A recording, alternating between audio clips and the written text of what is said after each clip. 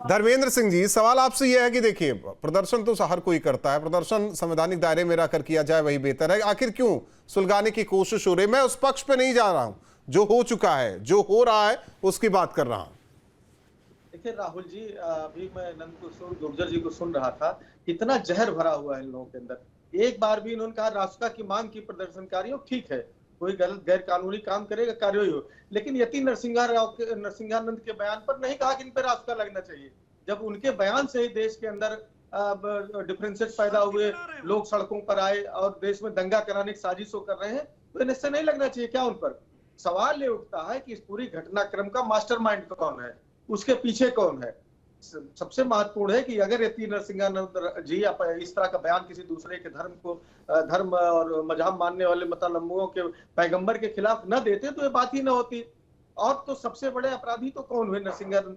लेकिन न मुख्यमंत्री जी की जबान उनके खिलाफ कड़ी हो रही है, न उनके बोलते रहे कि जो भी अपमान करेगा।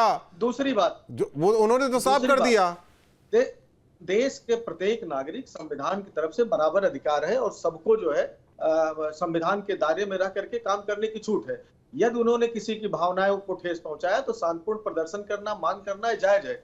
लेकिन एक दुख तब होता है, एक लंबी श्रृंखला है जिनका नाम ये ले रहे हैं बाबा, इसके पहले कई बार विवादित बयान दे चुके हैं। अविश्वास तब होता है, शासन से विश्वास तब उठ जाता है जब लगातार ये इस तरह बयान दे रहे होते हैं और इनके खिलाफ सरकार कोई कार्रवाई नहीं करती, प्रोवोक करती है। ठीक है सूर्य मैथिल जी, जहर किसके दिमाग में है? उनके दिमाग में है या आप लोगों के दिमाग में है? एक मिनट शिशिर जी आ रहे हैं। धन्यवाद पहले तो आपको और पूरे देश को भारत माता की जय और वंदे मातरम। और देखिए, जहर किसके दिमाग में भरा हुआ है ये आपके चैनल पे चल रही फुटेज बता रही है।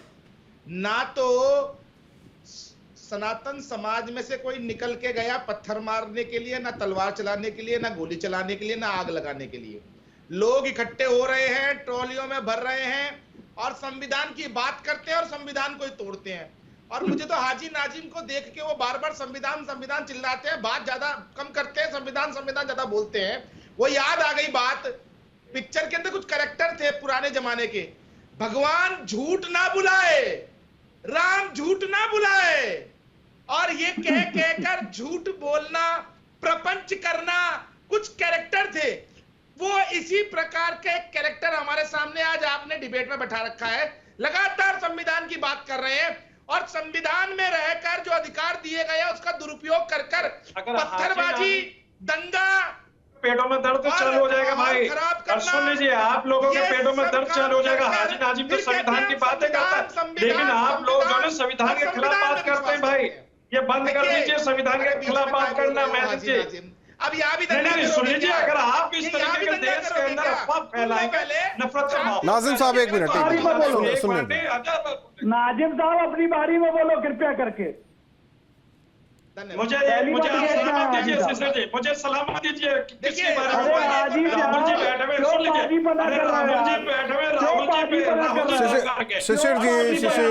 शिशिर जी एक मिनट मैथिल साहब अपनी बात पूरी कर लीजिए संक्षेप में। शिशिर जी एक मिनट थम जाइए। राहुल जी जो सहिष्णुता के लिए जाना जाता है। अरे भैया अब आप काहे बोल पड़े?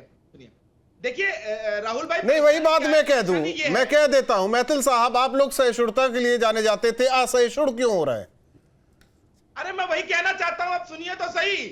60 साल तक इस देश के अंदर हिंदू दबा रहा, कुचला रहा, दोयम दर्जे का नागरिक रहा। आप लोगों ने हिंदुओं के टैक्स पे इफ्तारी की, आप लोगों ने हिंदुओं के टैक्स पे हज किया, आपने हिंदुओं के टैक्स पे कब्रिस्तान बनाए और पता नहीं ना जाने क्या क्या बनाया।